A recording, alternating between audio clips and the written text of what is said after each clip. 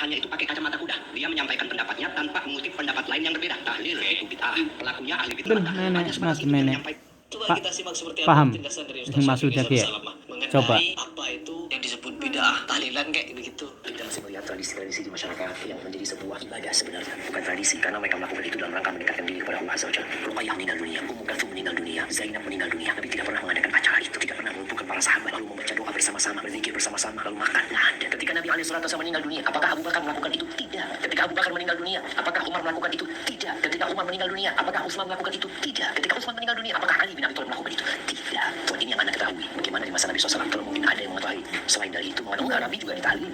Oh ya, silahkan. Kita dikasih tahu kalau memang itu telah dilakukan itu jamaah. Saya tanya kepada kalian, apakah pernyataan ini menyatakan kalau dia keras kepala menolak tahlilan secara membabi buta? Tidak. Saya tanya kepada Ustadz Heri Pras, apakah kata-kata itu bisa mengajak orang NU untuk tidak tahlilan itu. Jadi ini adalah doktrin atau ajaran-ajaran salafi yang selama ini mereka denungkan. Sejak saya kecil pun alasannya selalu seperti itu. Apakah Nabi wafat Abu Bakar melakukan itu? Tidak. Apakah Abu Bakar meninggal Sayyidina Umar melakukan itu? Tidak. Apakah Sayyidina Umar meninggal Sayyidina Utsman dan seterusnya hingga tabiin? Apakah tabiin juga melakukan itu, melakukan tahlil selamatan 7 hari tadi? Susah juga. Saya punya teman salafi dan banyak. Jadi ini biasa bercanda, biasa bergurau. Jadi dia bilang sama gini, kebetulan kampung saya ini kan pakai pesta laut. Pelakunya ahli bid'ah, sesat masuk neraka. Hanya sebatas itu dia menyampaikan. Pesta laut ya. Jadi biasanya larung saji itu membuang kepala kerbau. Dia bilang sama saya begini, Mas, itu tugas sampean itu apa masih pesta laut sekalian masih buang-buang kepala kerbau. Harusnya orang NU itu, ya itu orang-orang NU itu melarangnya gitu. Saya bilang gini, loh, orang NU itu leta-lete, ndaldol, lemah imannya. Harusnya kalianlah salafi wahabi yang berada di garda terdepan dalam memerangi kemusyrikan, kebatilan dan lain sebagainya. Coba aja itu nelayan, kalian larang, kalian perangi, kalian jawab Jadi itu adalah persoalan klasik yang harusnya tidak perlu diangkat-angkat kembali oleh Ustadz Heri ya.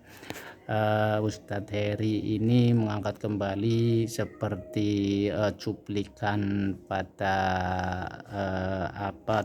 pernyataan Syafiq Basalamah tentang adanya atau tidak adanya dasar tahlilan 7 hari 3 hari teman. Jadi susah juga karena di dalam dunia NU itu tidak semuanya orang NU melakukan 7 hari 3 hari. Seperti waktu saya ikut takziah dan ikut tahlilan di Pak D-nya Gusba, itu tidak terikat dengan 7 hari, malah tahlilan pada 5 hari. Karena kalau sudah mengikat harus 7 hari, 40 hari, 3 hari, itu artinya membuat syariat baru. Orang NU itu orang NU yang mana? Jadi susah, nggak bakalan nyambung. Orang NU dari kecil diajarin zikir la ilaha illallah subhanallah, pada waktu sholat jamaah selesai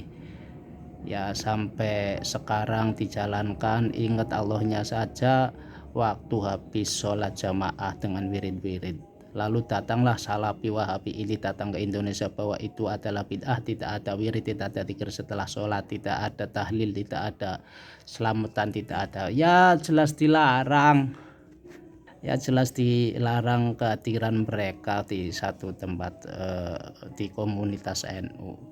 Soal membabi buta, lah bagaimana bisa membabi buta orang Wahabi mengatakan itu di tengah masyarakat, orang mayoritas masyarakat Indonesia ini adalah NU. Orang Indonesia, Islam Indonesia itu kan diislamkan bukan orang-orang Wahabi, walaupun hakikatnya adalah ini adalah rencana Tuhan, rencana Allah ya. Tapi Indonesia khususnya di Jawa ini Islam bukan karena datangnya orang-orang Salafi Wahabi. Mereka datang di kemudian hari untuk mengislamkan orang yang sudah Islam, untuk mengantarkan jalan yang lurus kepada orang-orang yang sudah Islam, yaitu orang-orang NU. Itu persoalannya itu, bagaimana mungkin orang itu bisa terima belajar agama sebelum sholat pujian, mengenal sifat-sifat Allah dalam pujian, nyanyi-nyanyi menurut orang Wahabi itu Allah wujud kita tanpa mukhalafatul lil hawadits itu dilantunkan sebelum iqamat. Bagaimana terus datang orang Wahabi terus disesat-sesatkan, sakit. Itu saja dulu tanggapan singkat di video shot Ustadz Heri Pras ya. Saya belum bisa menyampaikan dalil karena nggak ada edit, nggak ada apa. Yang saya katakan adalah apa yang saya ketahui, apa yang saya rasakan. Mudah-mudahan ini menjadi pengertian bersama bagi orang Salafi yang mungkin sekarang punya banyak channel. Sebelum ada YouTube pun mereka punya saluran media radio namanya Roja atau TV dan lain sebagainya lah ya. Orang cari atas namanya sih dakwah, tapi cari umat sama juga. Oke, mohon maaf barangkali ada kekeliruan. Assalamualaikum warahmatullahi wabarakatuh. Kita ulang lagi. Halil bid'ah, pelakunya ahli bid'ah, sesat masuk neraka. Hanya sebatas itu dia menyampaikan. Coba kita simak seperti apa penjelasan dari Ustaz Syafiq Rizal Bersalamah mengenai apa itu yang disebut bid'ah, tahlilan kayak begitu. Kita masih melihat tradisi-tradisi di masyarakat yang menjadi sebuah ibadah sebenarnya, bukan tradisi, karena mereka melakukan itu dalam rangka mendekatkan diri kepada Allah. Acara itu tidak pernah melumpuhkan para sahabat lalu membaca doa bersama-sama, berzikir Jadi bersama-sama, lalu makan. intinya gini, mereka satu lagi tadi orang Salafi nggak mengenal bahwa adat itu dibagi menjadi tiga. Bagaimana orang Jawa bisa pelan-pelan mengenal Islam, bisa menjalankan syariat. Ada teori dalam ulama NU itu adat dibagi menjadi tiga, adat yang diperbaiki, dihilangkan, dan dipertahankan. Dalam terminologi Salafi mana adat dibagi tiga, adat ya adat, ibadah ya ibadah. Tapi ada adat yang bernilai ibadah itu bagi orang NU, makanya dibagi tiga, dipertahankan, dihilangkan, dan diperbaiki. Hingga oleh orang Salafi Wahabi nggak ada pertahankan, nggak ada perbaiki, yang namanya bid'ah, adat dan sebagainya ya. Ini akan ada pembahasan yang sangat panjang ya. Yang jelas tidak akan pernah nyambung. Di Ustadz Pras ini hanya membuka ruang-ruang atau luka-luka untuk dikorek kembali ya. Kalau dia terus mendoktrin atau menyampaikan apa yang ia pahami secara sepihak, tidak